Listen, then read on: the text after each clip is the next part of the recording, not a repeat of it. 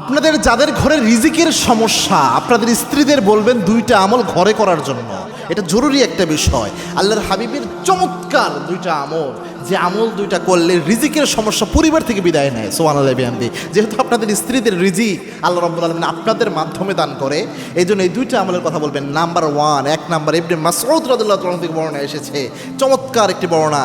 তিনি যখন অসুস্থ অবস্থায় ছিলেন, ইবনে মাসউদ রাদিয়াল্লাহু তাআলা আনহু শ্রেষ্ঠ একজন সাহাবী, রাসূলের জামাতা ওসমান রাদিয়াল্লাহু তাআলা আনহু, তিনি গেলেন তাকে দেখার জন্য। যে বললেন, ইবনে মাসউদ, তোমার তো কোনো ছেলে সন্তান নাই, তোমার মেয়ে সন্তান রয়েছে, তো ফিউচারে তোমার ফ্যামিলিটা কেমনে চলবে? হায়াত মওতের কথা তো বলা যায় না। আমি রাজস্ব থেকে, আমি বাইতুল মাল থেকে কিছু সম্পদ তোমার পরিবারের জন্য ওয়াকফ করি, যাতে তুমি যদি আল্লাহ যদি তোমাকে নিয়েও যায়, তোমার মেয়েরা যেন ঠিকভাবে চলতে পারে, অভাবে দরিদ্রতায় যেন তারা পড়ে না যায়। ইবনে মাসউদ রাদিয়াল্লাহু তাআলা আনহু বললেন, ওসমান, এটার কোনো প্রয়োজন নাই, কেননা আল্লাহর হাবিব সাল্লাল্লাহু আলাইহি ওয়াসাল্লাম জানিয়েছেন, যেই ঘরের মধ্যে সূরা ওয়াকিয়ার আমল হয়, ওই ঘরে কখনো অভাব স্পর্শ করে না।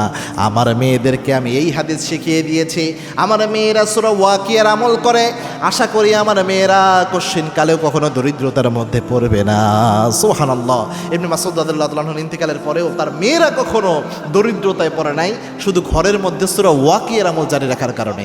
এজন্য সূরা ওয়াকিয়া দিনে একবার হলেও পড়ার ট্রাই করতে বলবেন আপনার ঘরের যে আপনার স্ত্রীরা রয়েছে, বিবিরা বা মেয়েরা যারা রয়েছে, যেহেতু ঘরের পরিবেশে তারা থাকে, তারা আমলের অনেক সুযোগ পায়, সুতরাং এটা চেষ্টা করবেন, নিজেও পড়ার চেষ্টা করবেন। 2 নাম্বার হচ্ছে দরিদ্রতা মুক্ত হওয়ার জন্য বেশি বেশি ইস্তিগফারের আমল করবেন। ইস্তিগফার, বারবার আস্তাগফিরুল্লাহ আস্তাগফিরুল্লাহ, যে রান্না করে মহিলা মা বোনরা, আস্তাগফিরুল্লাহ আস্তাগফিরুল্লাহ খুবই জরুরি এটা পড়া।